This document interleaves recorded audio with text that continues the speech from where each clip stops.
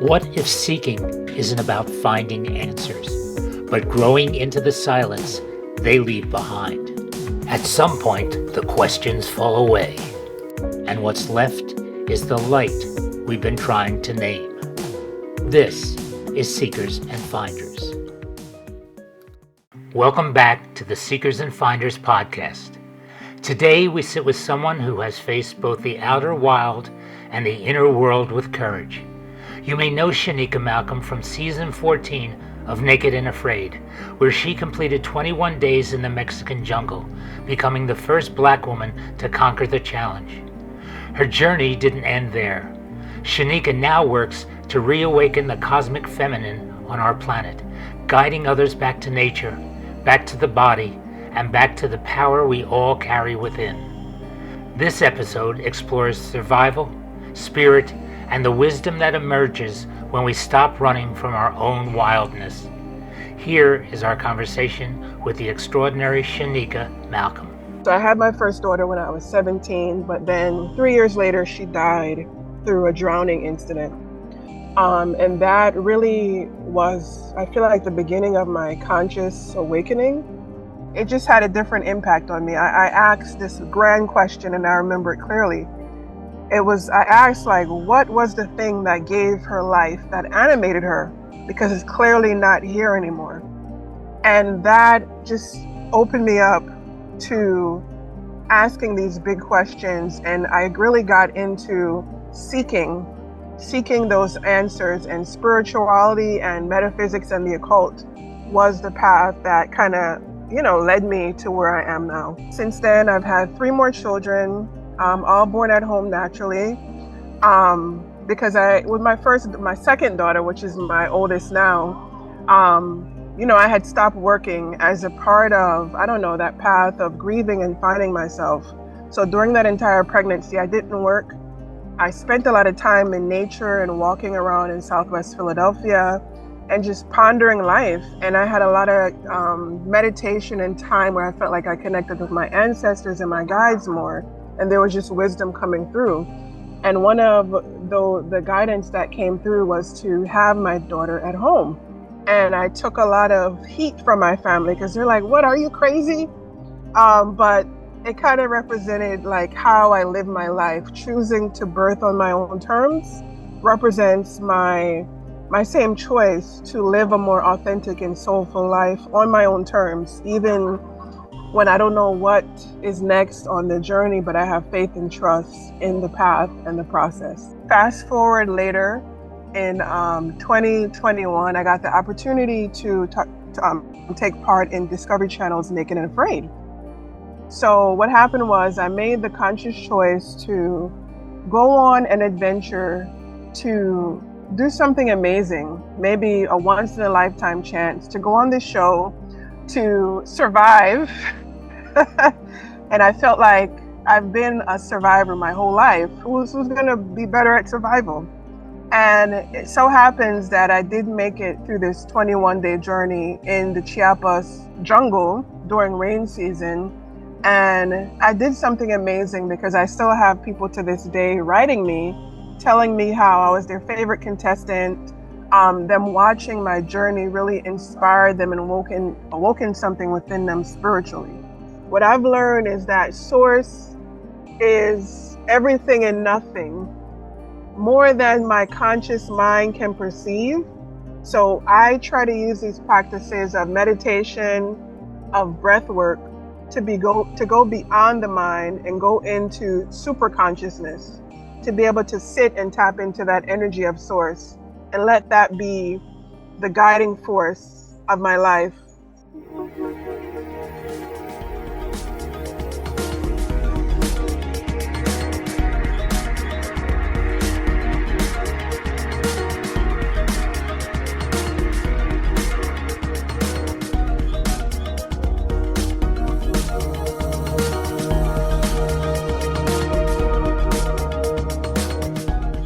Welcome to our podcast, and thank you for joining us from, are you in the jungles of Colombia?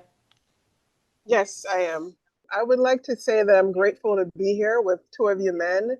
I feel like a lot of my work talks about the divine feminine, but also in relation to the balance of the divine masculine. And I see that in both of you stepping up, doing this work, offering this podcast, and talking to people who are, striving to bring this wisdom and love out into the world. So thank you. So I want to kick off the program by saying, before we go into your story, which is very, very engaging, engrossing, and interesting, I want to say, so what services are you offering right now for people who may have needs of some kind? So, and we're going to post all the links underneath the podcast so people get in touch with you. So tell us what you're doing currently in terms of your services.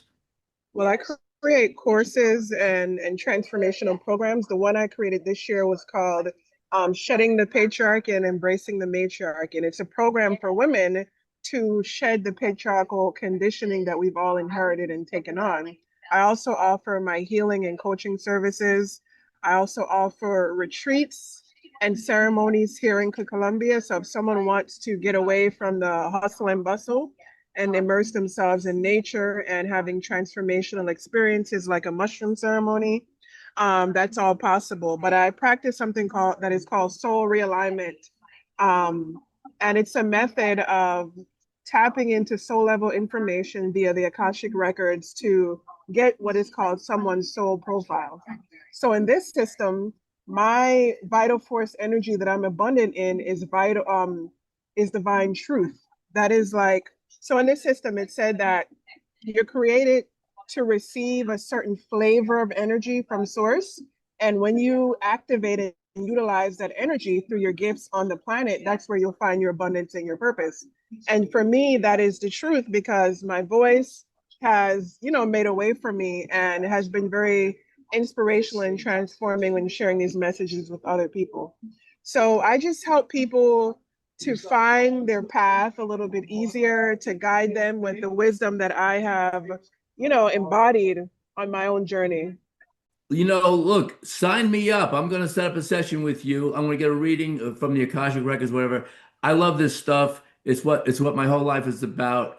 My life is about nothing else. So sign me up for that one. Give us a little background, and then we'll take off from there.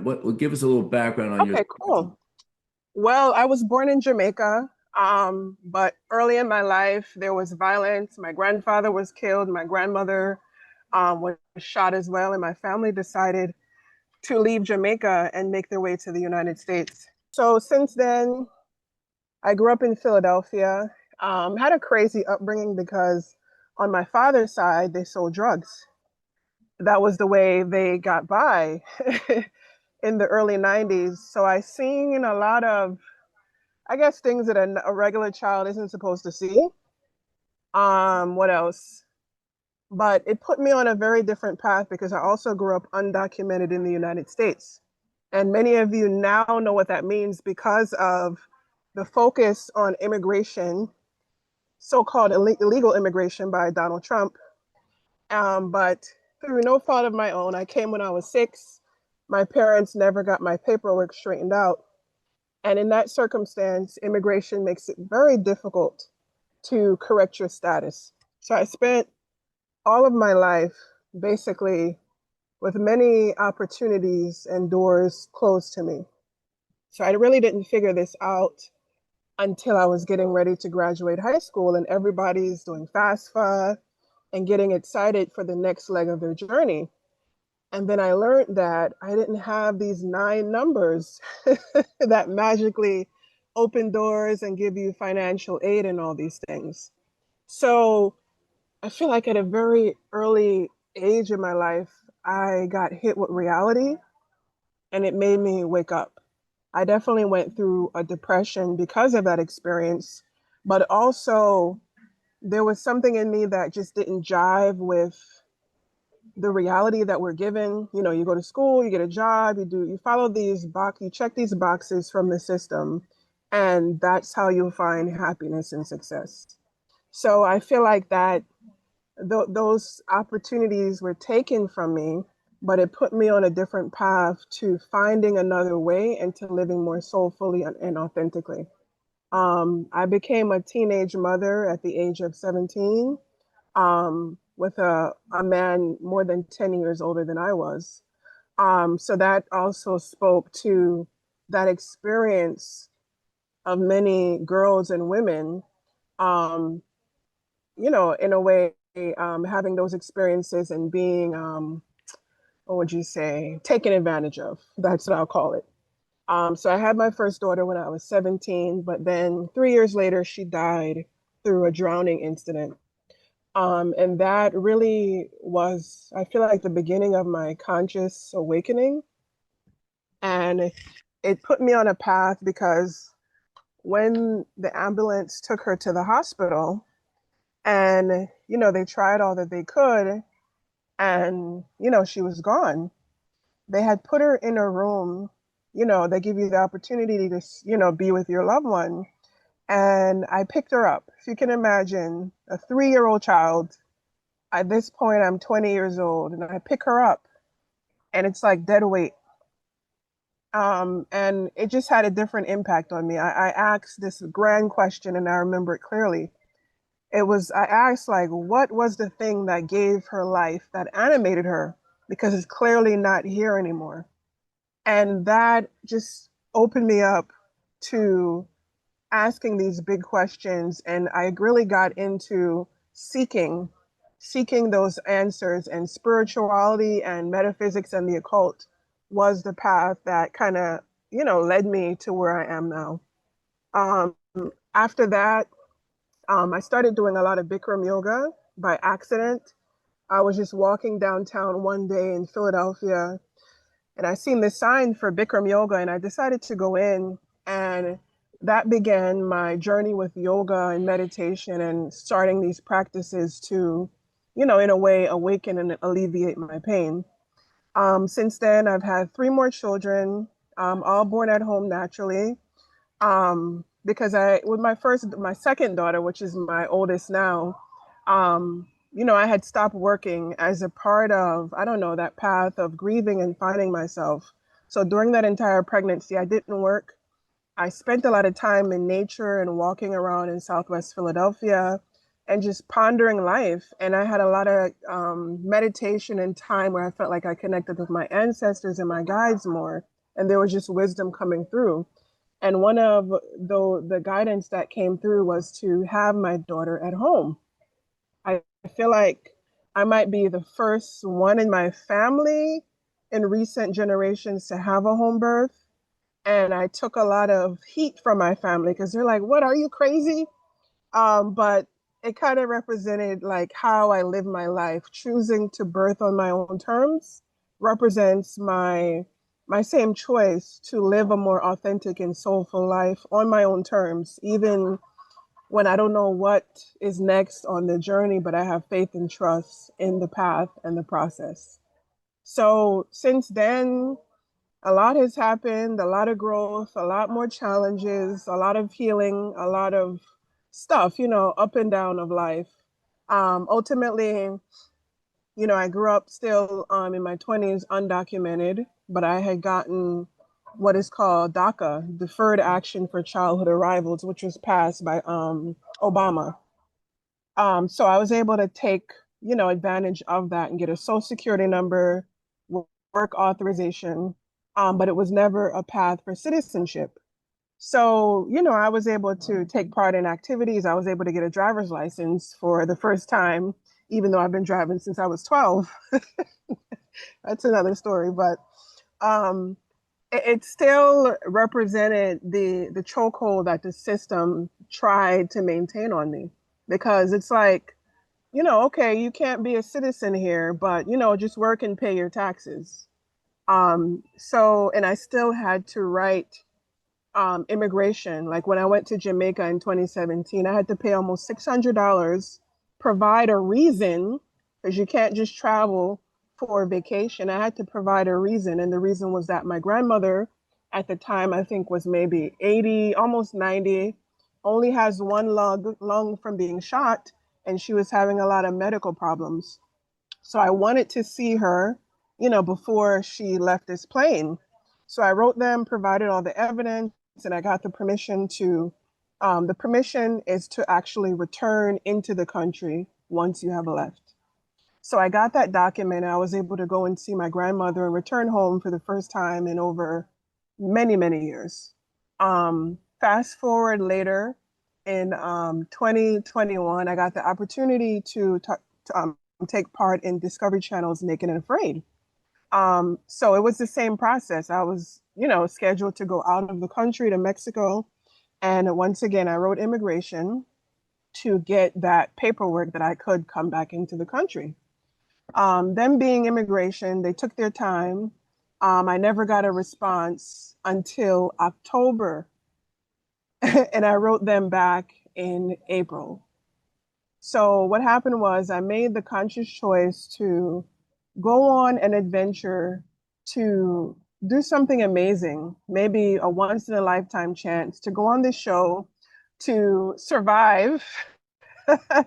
And I felt like I've been a survivor my whole life. Who's going to be better at survival? And it so happens that I did make it through this 21-day journey in the Chiapas rain jungle during rain season. And I did something amazing because I still have people to this day writing me, telling me how I was their favorite contestant. Them watching my journey really inspired them and awoken something within them spiritually. And what Um, and what episode was that? In case people want to go see it, and we'll put the it's link in. Uh, it's season 14, episode 1. and what year was that?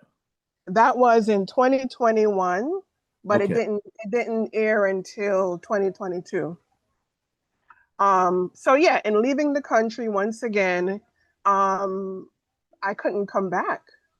So I was like, you know what? I'm gonna take a chance and do something amazing and trust that this path that is laid ahead for me will work out somehow.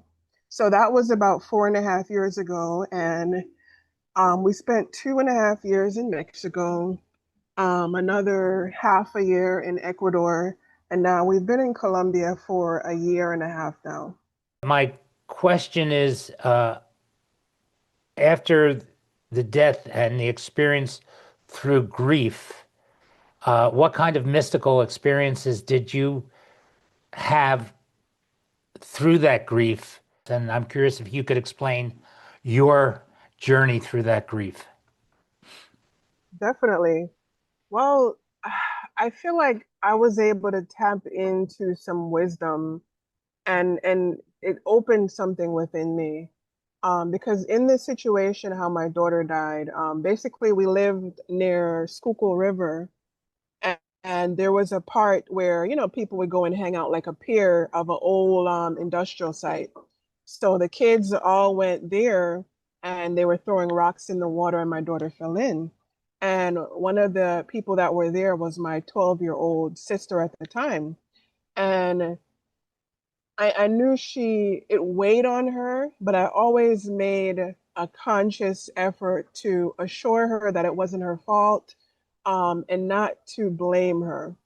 And you know, it created a lot more empathy and compassion for it within myself through that experience. And I also learned that, like, these children come through us, but they're not ours.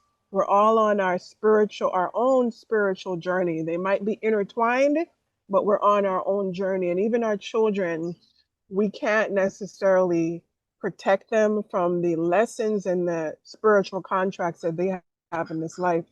Um, After her passing, I had all types of experience. Like, I was in the house, I would hear footsteps. I would be sitting outside and I would be thinking of her, and then all these butterflies flooded around me. So it was a lot of different experiences, and I started through that experience meditating and started to like connect to different energies.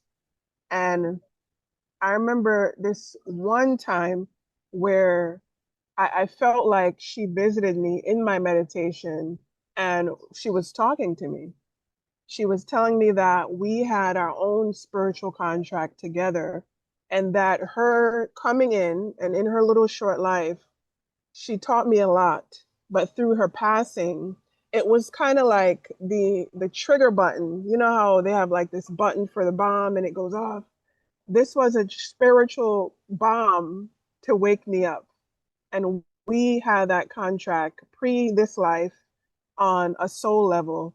And that in itself provided me with a lot of just insight.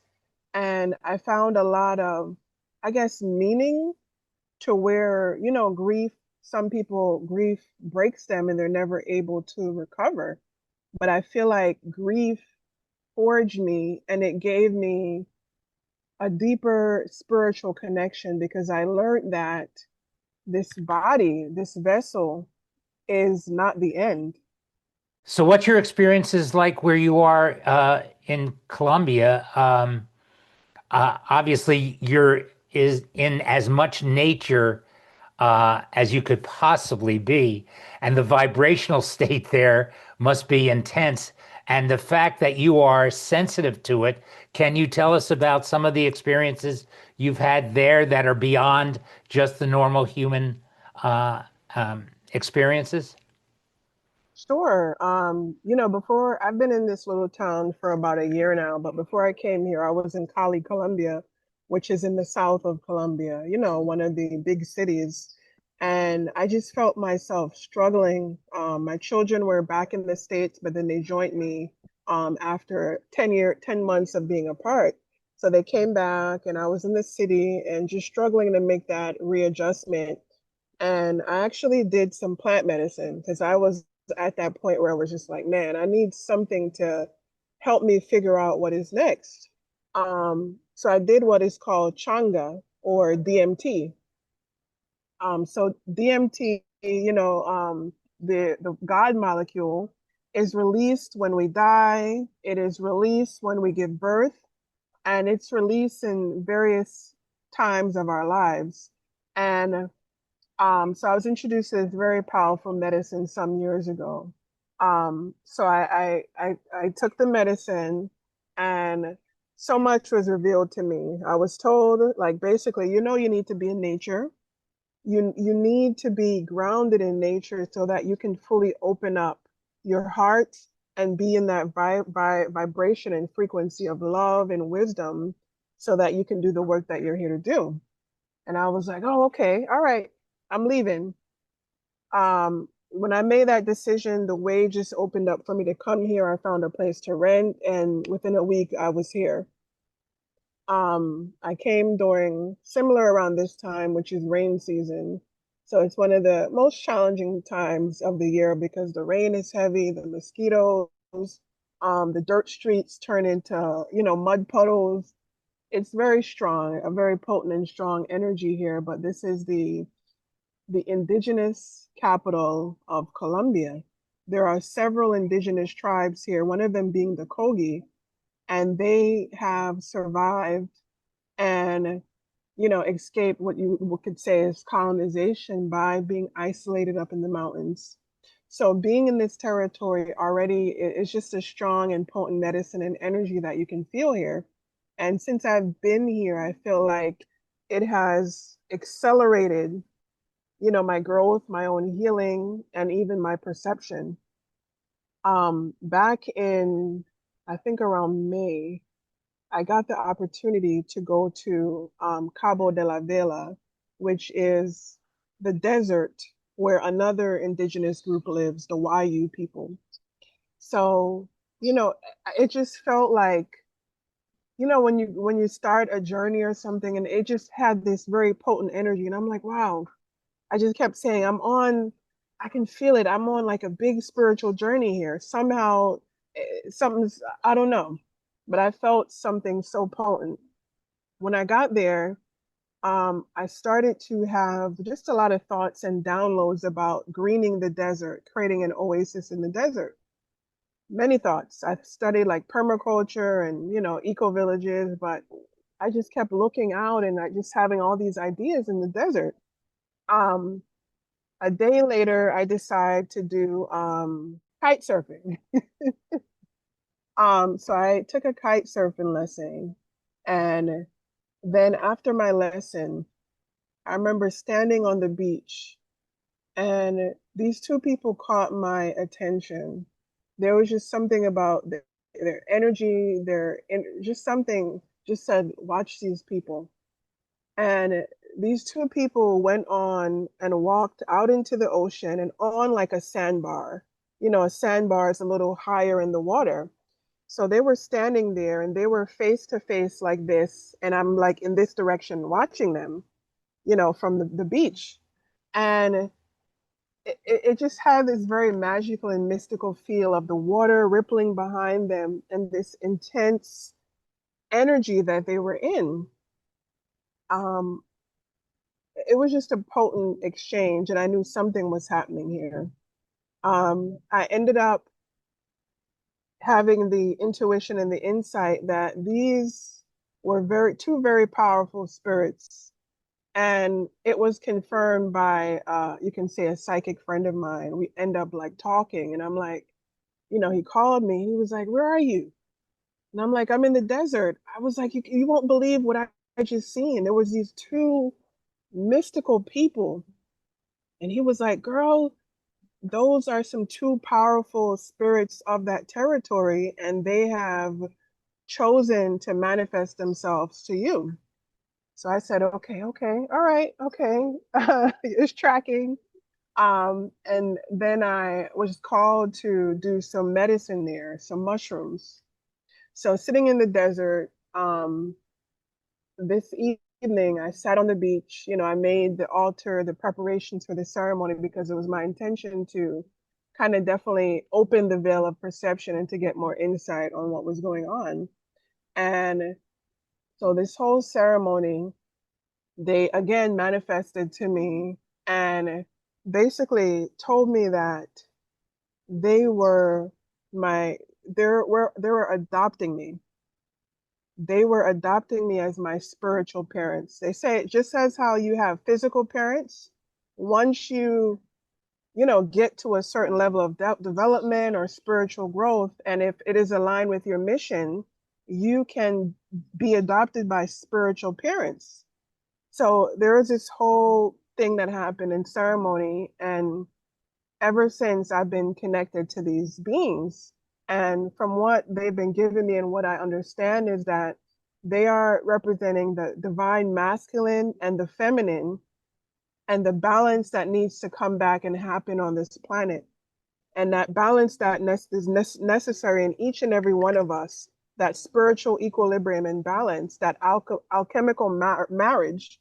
And then what happens when each of us embody that divinity within ourselves and we find another, a partner, a lover who is embodying that same frequency. And when we come together, the power of our love and our purpose and our mission together have the possibility to change this planet. So Well, it was, do those beings have names? Those two parents of yours, the spiritual parents? they do have names, yes. Asiwa and Ayani. Do you feel a more feminine presence where you are? Definitely. I feel like this place has a definite more feminine, sensual presence on this coast here. Do the people respond more to a feminine presence than a masculine presence in the indigenous tribes? I feel like Colombia and Latin America on a whole is very machismo and it's kind of like male dominated through that colonization and suppression of the feminine. They didn't escape it. And being here, learning about the Kogi and their history and traditions, I've seen how that has happened and infiltrated a little bit because it's still more so like male dominated. While you do have spiritual figures that are women, it is more so dominated by men.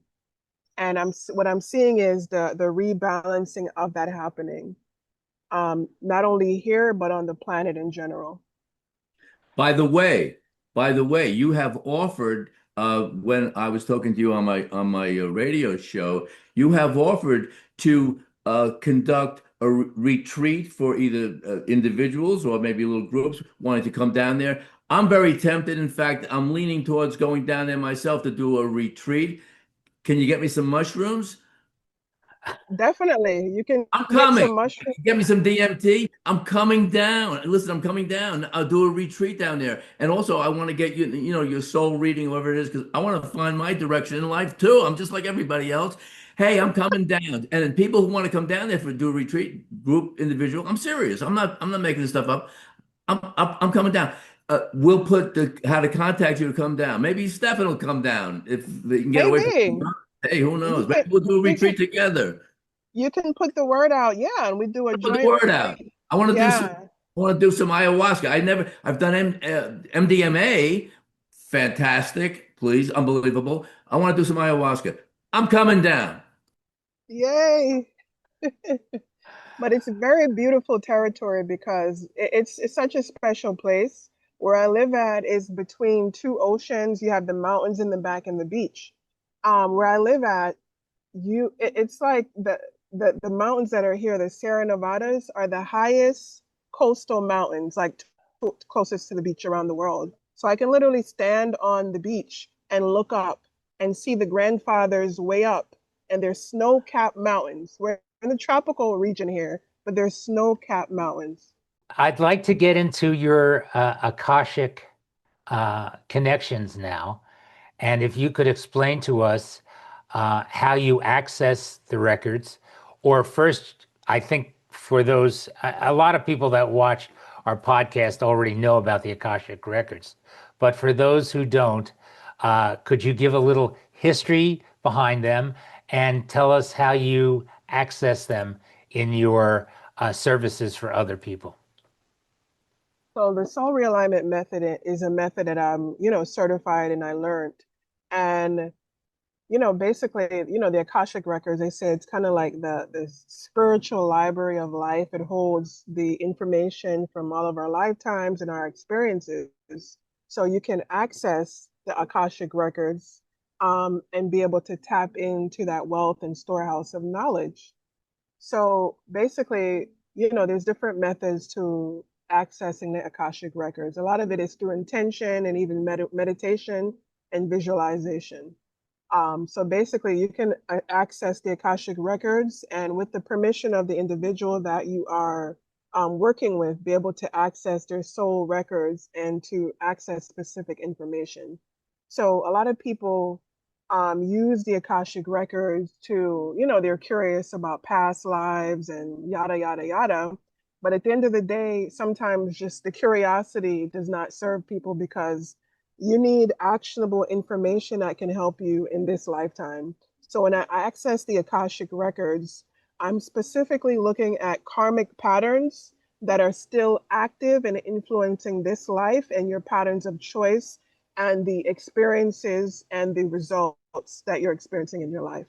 So many of us, say maybe we have a pattern or a karmic pattern of scarcity, or we have problems with relationships. We have challenging, relationships and dynamics in our lives. It's showing us that these patterns, these karmic patterns exist to bring consciousness and healing to those aspects of ourselves that we still have not been able to fully, learn those lessons.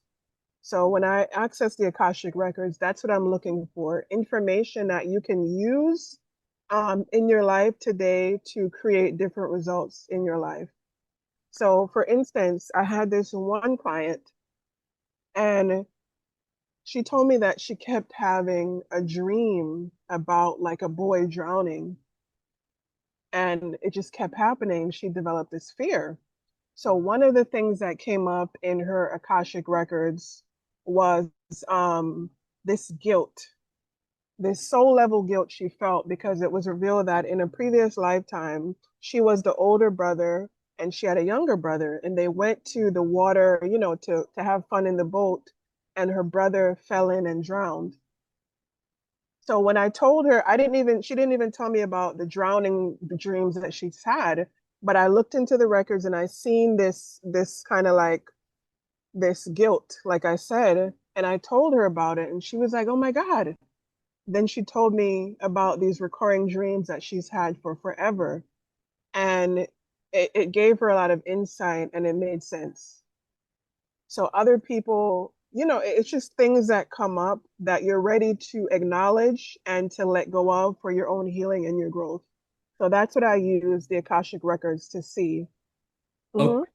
yeah, let's just pause here 1 second. So I'm definitely going to get a reading from you, Akashic record reading from you. But you mentioned already an established method. So you learned this from someone. It's called soul Soul realignment. realignment. Yeah, can you fill us in on that? And we want to post a link to that too. People who want to look at that soul realignment. And is there a particular teacher that has started it? Like, is there a lineage, or what's the story with soul realignment method? So the soul realignment method um, is a method that was basically channeled through this teacher, and she just brings this high level of like soul wisdom and puts things in a way that I haven't quite seen in this way. So when I first encountered this system, I don't know how many years ago now, about 5 years, 5 years ago, I knew that I had to learn it. It's one of those things. Um, it's one of those things that you kind of know that's meant for you to do because it just came on my path at a specific time when I was searching for answers and insights on the next level of my journey. So I would say if people are interested in it, I will I'll send you the link and they can learn more because you We'll post can, it. And if they want to make get a reading from you, they can do that. We'll post everything that everybody might need if they yeah, want to get in touch with you for one reason or another. Because yeah, you're offering different services. yeah. And so a part of the soul realignment method is learning your soul profile. A part of your soul profile is that vital force energy that I mentioned earlier. And there's basically 8 flavors of this energy, if you want to call it that. There's like divine compassion, divine truth, divine wisdom, divine love, and your soul is basically abundant in receiving one of these energies from source, from God. And it's that energy that you're meant to channel and express in the world through your vocation and the things that you're doing. And that's how, when you tap into this energy, you'll find abundance and you'll find, a more abundant path forward by doing the work that you're meant to do. So for me, it is divine truth, using my voice to speak truth to power. And it's funny because growing up as a child, I always had throat issues. I had tonsillitis, strep throat, like forever. And when I later learned about the chakras in my teenage years, it made sense. I was holding back and suppressing my own voice because a part of me wanted to be a people pleaser. I didn't want to upset my family, my parents, or whoever I was interacting with. So I learned to silence my voice and my power. So through my years of growing up, I had to confront that pattern and learn to use my voice. If you guys found me when I was like 20, 21, I actually have a video on YouTube of me public speaking. And I looked at the video and then I look at my videos now and I'm like, wow, that's a whole nother person. I literally found my voice, I found my power, and I found my soul mission to deliver these truths and share wisdom with people. And it was through the soul alignment method that you came into this new expanded whatever you want to call it, like with the self-expression. Yeah, and I've noticed, by the way, in talking to you, and we talk, and I talk, and we talk to a lot of people. You are one of the most impressive speakers. I mean, I can just feel the energy oozing out of you. You're very expressive, you're very clear, you're right to the point. I mean, it's like with some people, get a little off on different tangents, but you are like, radiant in speech, and in other ways too. So I'm definitely, sign me up for whatever you're offering. I'm buying it. So, Hmm. what other sensitivities now that you are able to activate the Akashic records, it must have opened up some other centers within inside of you. Do you feel that that has happened as well, besides your ability to read into the records? I would say definitely. Just my ability to tap into and sense energy has definitely intensified. And I mean, one big way that I do that is through channeling, and that's why my words are what they are. There's times when I feel it like I'm channeling my oversoul, and the wisdom that comes through is profound. So that is one way. Another way is my connection with the natural world. Um, I feel a deep connection with the earth. I've always received messages from plants, from, meditating in specific places and being guided to do different things, which to the common person might look like, what is she doing? But I've been following this, the breadcrumbs, I'll say, of my soul for a very long time. So, for me, like the spiritual gifts and the intuition is a muscle. The more that you use it, the more you are able to develop these skills and tap into the unseen. Now, I'm wondering about your guides.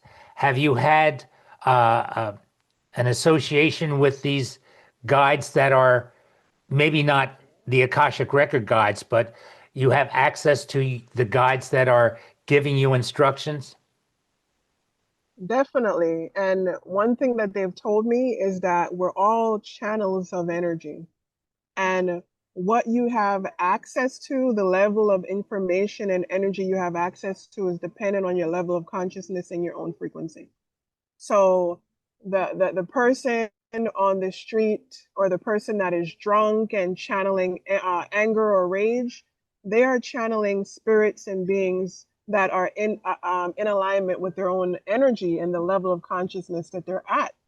So it is one of the greatest service that we can do on this planet, is to raise our level of vibration and level of consciousness by being on a conscious spiritual journey, and to be able to shine the light of our consciousness into the darkness of our shadows and all of the things that we shy away from and not wanting to actually see and confront, so that we can change them. These generational patterns, these societal conditionings, what we call the normal, all of them represent, in a way, the shadow consciousness of humanity, the agreements that we've made to go along, to get along, even though we know these systems aren't serving our highest and best good. But even still, Spirit has shown me that it is all perfect and divine, because you have to be lost to be able to be found. So many of us begin this spiritual journey through pain, through grief, through some sort of trauma, but it has also been the impetus and the catalyst for our growth and development. And for me, I can say that has been my life. All the challenges that I've been through have prepared me exactly to become who I am meant to be a vessel and being of more love, compassion, and healing, and change and transformation on the planet. But it started first within my own being, within my own consciousness, within my own heart. And do you feel that there's something greater than just the label of God that is perceived through these different religions on the planet? For example, I'm sure the indigenous people that you've met have their own idea about uh, heaven or after you leave the body. So, God, in the sense of the Christian God, we'll say, doesn't have the same impact that it does for us in the West. Can you give us some idea or talk about that now? Definitely. I feel like the God that we've been given through colonization, through patriarchy, is this personification of human qualities. We're given the vengeful and the wrathful God, but that is on the perception of man, and we've given those personifications to God. The God that I've been connecting to is the all seeing, the all loving, the ever present. And Native American and other indigenous philosophy gives us this wisdom when they say that everything is alive, we're connected to everything. God is everything. God is love. So when you come from that very simple premise that God is within and God is everything, then you would choose a different path to how you treat your brother, how you treat someone else, whether they're, American, Jamaican, Israeli, whatever. You see that there is the God, the innate love and consciousness within them. So I feel like the Christian God, as we've been given it, has been one of domination and control to disconnect us from our own spiritual authority, telling us that we needed an intermediary to access God. You need a priest. You need to beg for forgiveness. All of these dictates of Christianity is very much steeped in that colonization framework.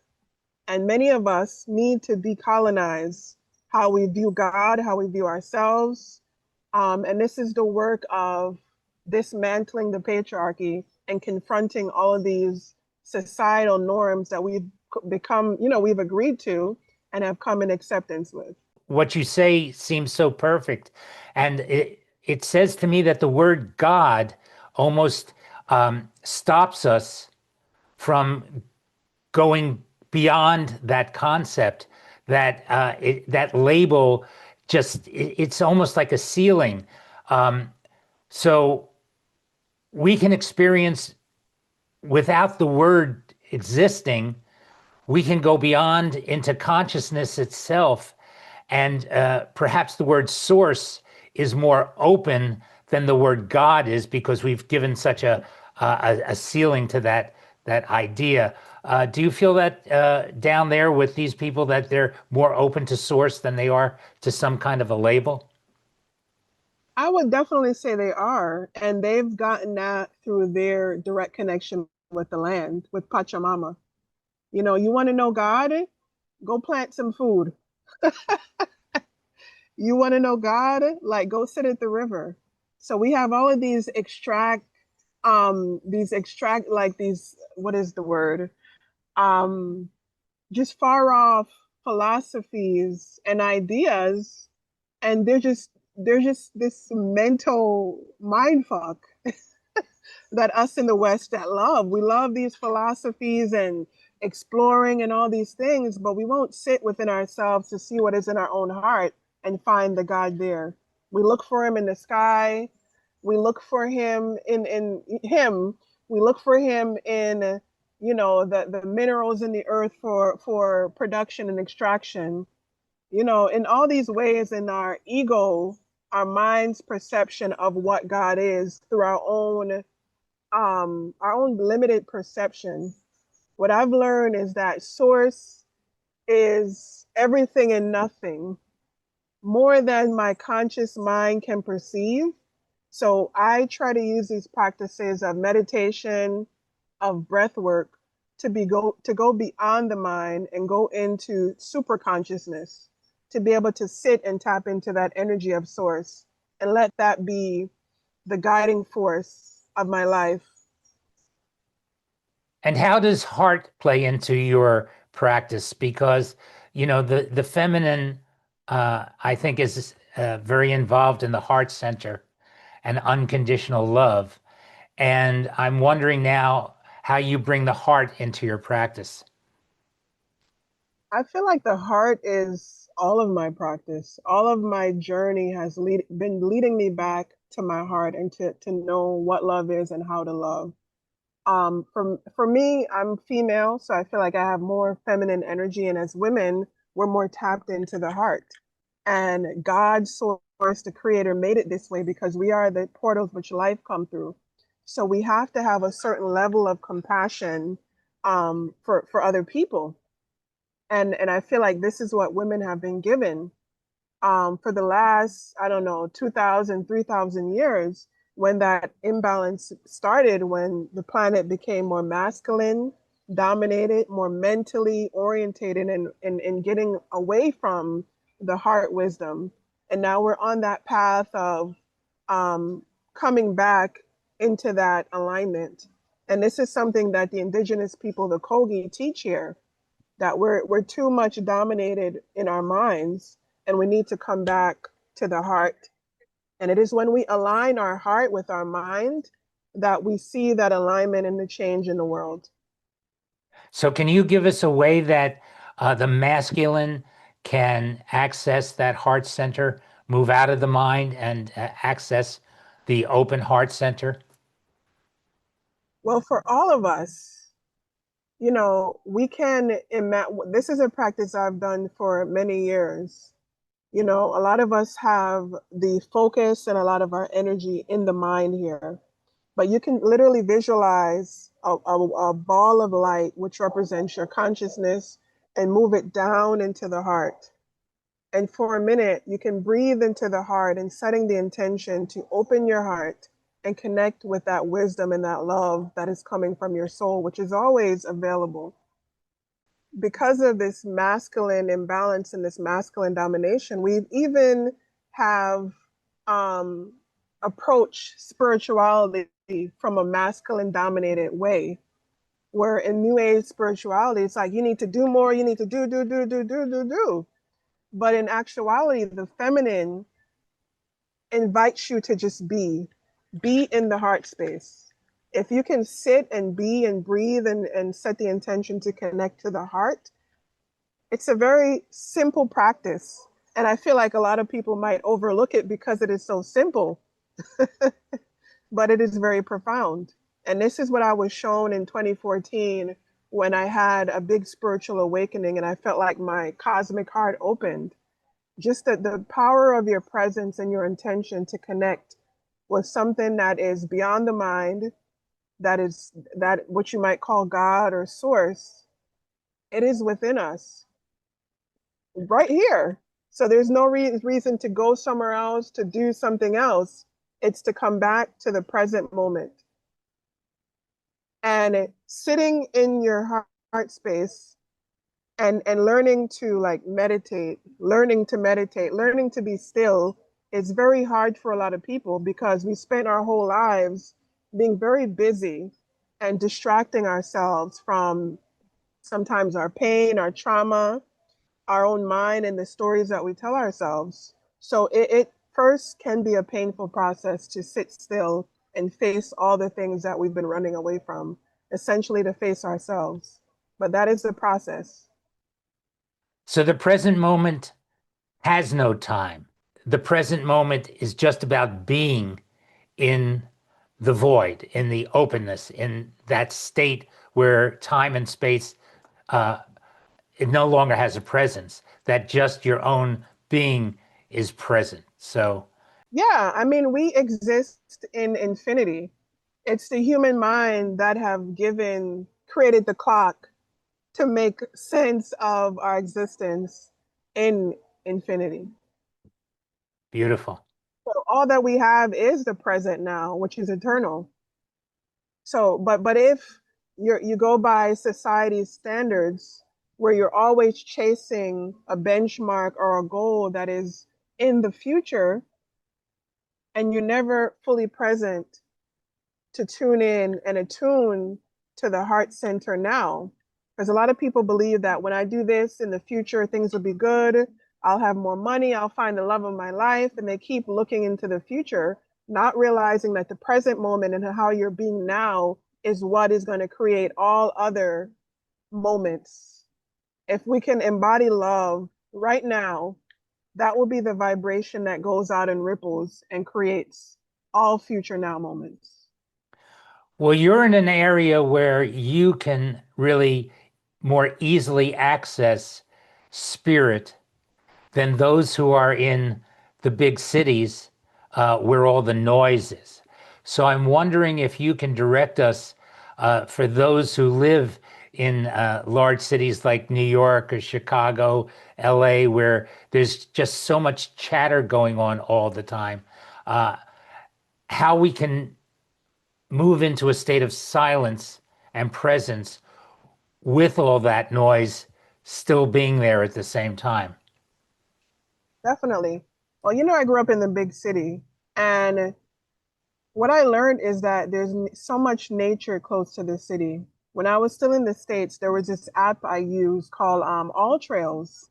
And when I lived in Georgia and everywhere else, I made it my mission to make connection a part of my daily life. And I use this app to find the state parks, the rivers, the waterfalls close by to, get to my own slice of paradise and connect to the energy in nature. Because as you said, the noise of the city and the energy, the energy and the frequency that we're always under creates a lot of static in our energy field, in our mind. It creates a lot of dissonance. So we have to make that conscious intention to get back to nature. You can do that by bringing more plant life into your home. You can do that simply by connecting to a tree in your neighborhood. People used to make fun of like tree hugging hippies, but now scientists are confirming the practice of grounding and of simply hugging a tree. So while you might not have, you're not immersed in nature like I am, there's always ways to access and forge that connection. For me, when I lived in the cities, like I said, I always made it a priority to go hiking all the time, to get into nature because it was always easier to meditate and find that resonance in the natural world. And that's what really inspired me to leave the city and to live in somewhere that is more natural. So I have a question about your participation in Naked and Afraid. Um, Even though as viewers we're watching you and the gentleman that you're with at the time uh, going through all of the rigors of those many days, you have camera people and producers around you all the time. Can you give us an idea of what it's like knowing that they're there, how you can separate yourself from their distraction and just be in your own self? I think the natural world has a way of doing that for us because when you first go, the cameras are very apparent, but then you kind of drop into this natural rhythm with nature and you're in survival. So while the cameras are there, it just kind of goes away in a sense. Um, yeah, so I feel like just being immersed in the natural world and trying to survive just kind of like opens things up and gives you another perspective. So the film crew was there during the like light hours of the day from like 8 a.m. to like dawn to dusk. Before it got dark, then they left. So a large part of the day in the night, I'm actually alone with, I had a diary camera that I can record myself, and then I had a night vision camera that they set up to just catch any nighttime activity. So actually, a large part of my time there was actually being alone and with myself and with Mother Nature. Did you learn a lot from the partner you were with? By the way, did you both, you said you lasted the entire time. Did your partner last the entire time? No, my partner left, I believe, like on day 10. And I really feel like all the spiritual practices and the work that I've been doing over these years really prepared me to be successful in that challenge. Because while it is a physical survival challenge, I feel like 90% of it is mental and spiritual. It really is. So some of the most, strongest and bravest men, they don't make it. Because what I found is, and what I've also seen is that a lot of women make it because we we have a certain level of strength that sometimes men don't get to tap into. Our ability to give birth and to bring life. It just does something different to us. But don't you think surrender plays a big part of it? I mean, you have to, in your mind, surrender to what it is that you're participating in and not take it so seriously mentally. Isn't that what drives a lot of men from just, because that whole macho attitude that they can do it? And when they find out that they're broken in a certain way, their ego kind of grabs onto them. But Almost. yeah. Definitely. I feel like a lot of my journey was surrendering. And I had this experience like on the second or third day where I learned real surrender. Basically, we had built up like a A-frame shelter, but on the third day, we only had one side of the shelter built, and the rain would always come from that way. On this third day, the rain switched directions and came from this way. So we didn't have any level of protection. And I remember because I was like sitting in a meditative pose and my partner was sitting right on, right behind me, and we were like sitting back to back. And the camera was in our face, and the rain was just like, it was like a torment. And I just remember sitting there going through so much suffering in my own mind. I'm like, damn, the rain. And I just started this mental anguish. But then something clicked within me. And it was just like, it's like, wait, I'm torturing myself. It's raining. I can't do anything right now to change the rain or my circumstances. All I can do is change how I'm responding and reacting to life. I feel like that was like a blessing from this experience to actually know what real surrender was. And the rain taught me that. So at this point, the mental story of how this is so horrible and how could this happen to me, everything fell away and crumbled. And I just remember sitting there after that realization, feeling so much peace and power in that moment because now my relationship changed because that perspective within me changed. I now seen the rain as this powerful force that was cleansing me. It definitely cleansed my mind, it was cleansing my body, and it was cleansing my heart. And I really feel like this experience, while it was a survival challenge and millions of people around the world were able to see it, this was my form of like a modern day spiritual initiation. And it was all orchestrated and set up for my benefit, you know? So, was there a switch that you can direct us to help us uh, move into that state of surrender? I mean, the mind doesn't want to surrender. The mind No. wants to keep us trapped. So, how do you open that trap door and fall through it instead of falling into the dungeon, falling into the sense of aware surrender? Well, I would say everything begins with intention. So set that intention and know that it's possible. I've also learned that the mind and the breath are intimately connected.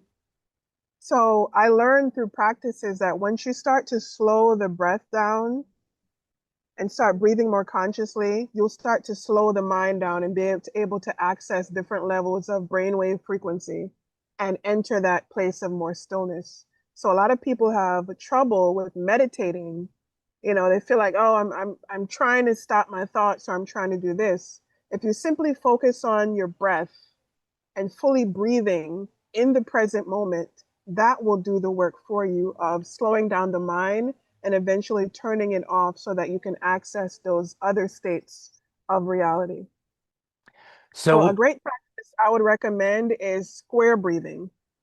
You can inhale for 4 seconds, hold it for 4 seconds, exhale for 4 seconds, and then hold it for 4 seconds before you begin that cycle again.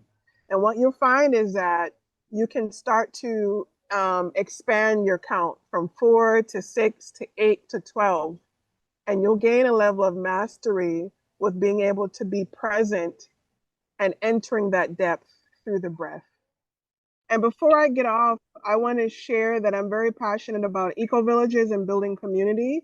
I feel like that's one of my major purposes in this life.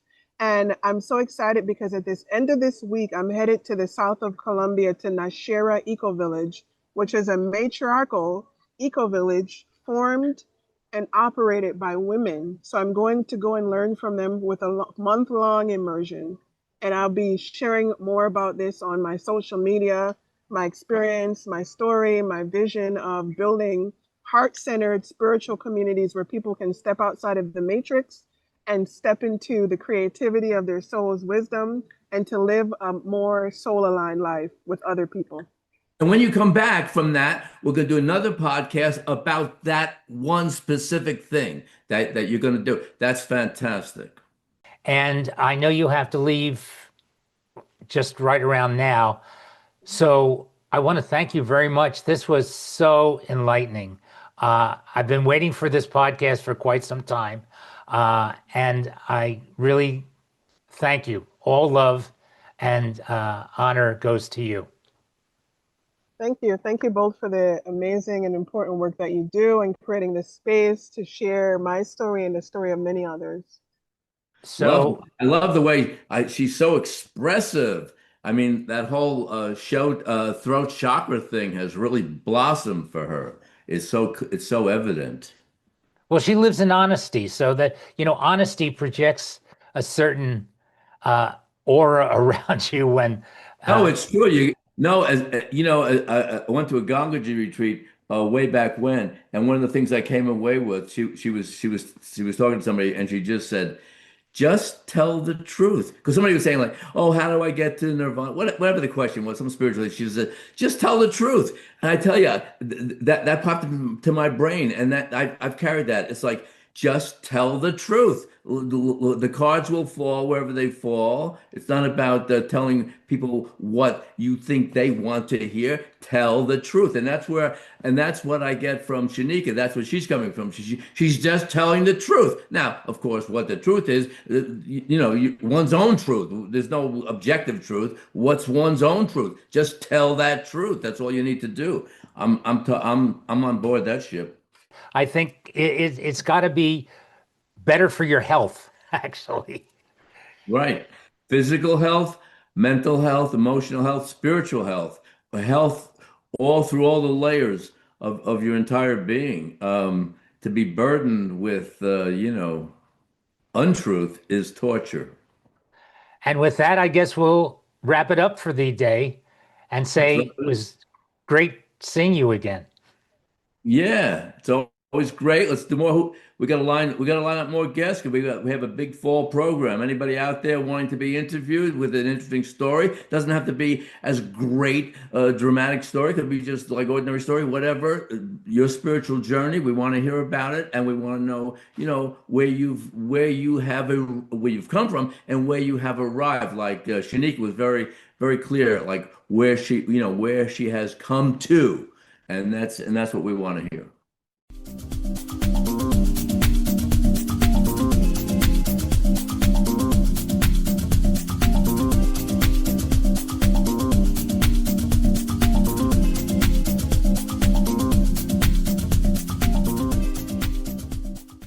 Welcome back to the Seekers and Finders podcast. Today we sit with someone who has faced both the outer wild and the inner world with courage. You may know Shanika Malcolm from season 14 of Naked and Afraid, where she completed 21 days in the Mexican jungle, becoming the first Black woman to conquer the challenge. Her journey didn't end there. Shanika now works to reawaken the cosmic feminine on our planet, guiding others back to nature, back to the body, and back to the power we all carry within. This episode explores survival, spirit, and the wisdom that emerges when we stop running from our own wildness. Here is our conversation with the extraordinary Shanika Malcolm.